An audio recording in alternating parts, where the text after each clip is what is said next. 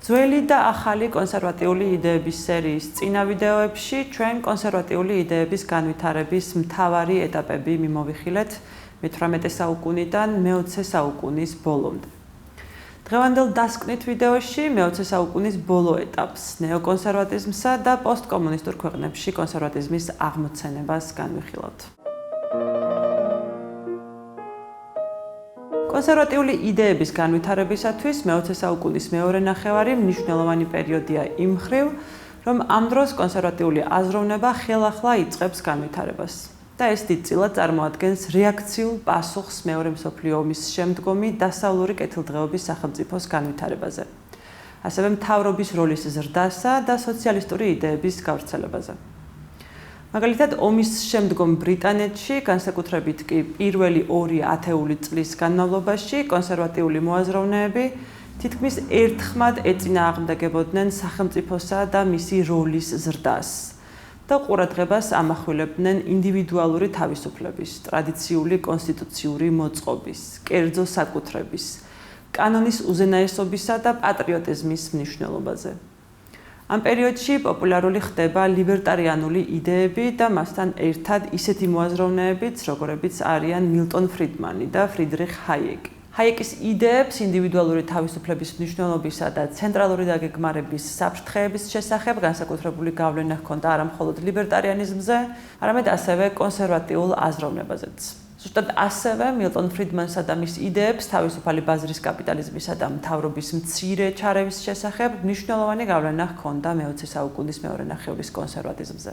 ცხადია, ამ პერიოდის კონსერვატორი მოაზროვნეებისათვის ლიბერტარიანული იდეები განსხვავებული დოზით იყო მისაღები, თუმცა იყო მთელი რიგი საკითხები, სადაც კონსერვატიზმი და ლიბერტარიანიზმი ერთმანეთთან იკვეთებოდნენ.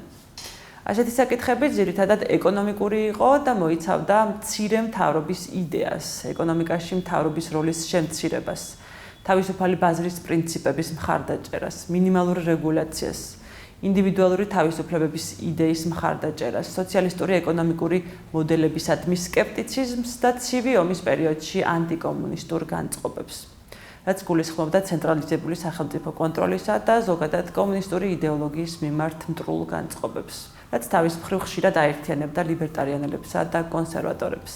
ამდენად, მიუხედავად იმისა, რომ კონსერვატიზმი და ლიბერტარიანიზმი განსხვავებულ პოლიტიკურ ხედვებსა და ფილოსოფიებს წარმოადგენდნენ, მთელი რიგი საერთო პრინციპების გამო ისტორიულად კონსერვატიზმსა და ლიბერტარიანიზმს შორის ზოგიერთი მიმართულება ერთმანეთთან თანხვედრაში მოდიოდა. მე-20 საუკუნის მეორე ნახევარი კონსერვატიული აზროვნების ისტორიაში მნიშვნელოვანია იმ მხრივაც, რომ ამ პერიოდში ამერიკის შეერთებულ შტატებში ვითარდება კონსერვატიზმის ახალი მიმართულება, რომელიც საკუთარ თავს მიჯნავს ტრადიციული კონსერვატიზმისაგან და ნეოკონსერვატიზმის სახელით არის ცნობილი. ნეოკონსერვატორები ამერიკაში პოლიტიკურ მოძრაობას 60-იან წლებში ვიეტნამის ომის დროს ყალიბდებიან და ამერიკის საგარეო პოლიტიკაში უფრო ინტერვენციონისტულ მიდგომებს უჭერენ მხარს. ნეოკონსერვატიული ინტერვენციონიზმი გულისხმობს დემოკრატიისა და ამერიკული იდეალების გლობალურად გავრცელებას და სამთავრობო ძალის აქტიურ გამოყენებას კონსერვატიული სოციალური ღირებულებების დაცვის საკითხში. ამერიკელი ნეოკონსერვატორები ადვოკატირებენ საგარეო პოლიტიკაში უფრო პროაქტიულ როლს და ხშირად მხარს უჭერენ ამერიკის ინტერესების, ეროვნული უსაფრთხოებისა და დემოკრატიის იდეალების დაცვას სამხედრო ძალების გამოყენებითაც კი. დემოკრატიული მმართველობის მხარდაჭერა ნეოკონსერვატორებს მშვიდობისა და უსაფრთხოების გარანტად მიაჩნიათ, ხოლო დემოკრატიული იდეალების გავრცელებას ამერიკულ ღირებულებებთან თანხვედრაში მყოფ იდეალებად განიხილავენ. ნეოკონსერვატიული მსოფლმხედველობა ამერიკულ პოლიტიკაში ბოლო ათწლეულებია, რაც მეინსტრიმულ ხედვად იქცა და განსაკუთრებული გავლენა ჰქონდა შეერთებული შტატების საგარეო პოლიტიკაზე 2000-იანი წლების დასაწყისში, ჯორჯ ბუშ უმცროსის დროს.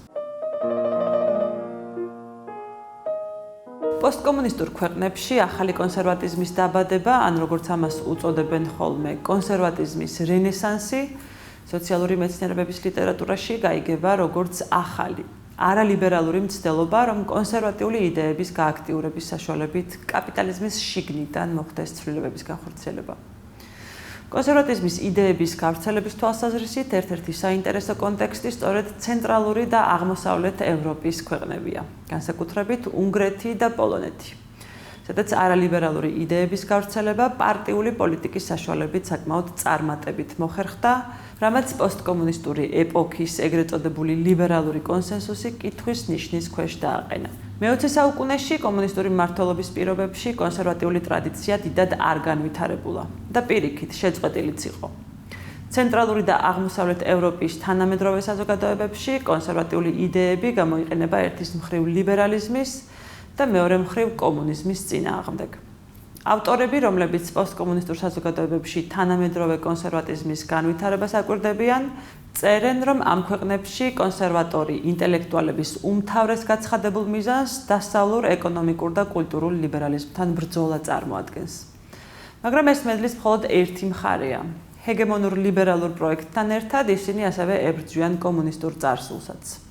ანუ ერთის მხრივ კონსერვატიული ჯგუფებისა და ინტელექტუალების დღის წესრიგში დგას 90-იანი წლების შემდგომი ტრანზიციის პროექტი და დასავლეთთან ინტეგრაციის ფორმების კრიტიკა, ეგრეთ წოდებული ძალადობრივი ვესტერნიზაციის პრობლემატიკა, ანუ პროექტის, რომელმაც მათივე თქმით, დასავლური სიმდიდრისა და ძალაუფლების ძიებასა და დევნაში ეს ქვეყნები, ანუ აღმოსავლეთ ევროპა, მესამე სამყაროს ტიპის ქვეყნებად აქცია და რის გამოც კონსერვატიული ძალები ხშირად იყენებენ ნეოკოლონიურ პერსპექტივებსა და თეორიებს.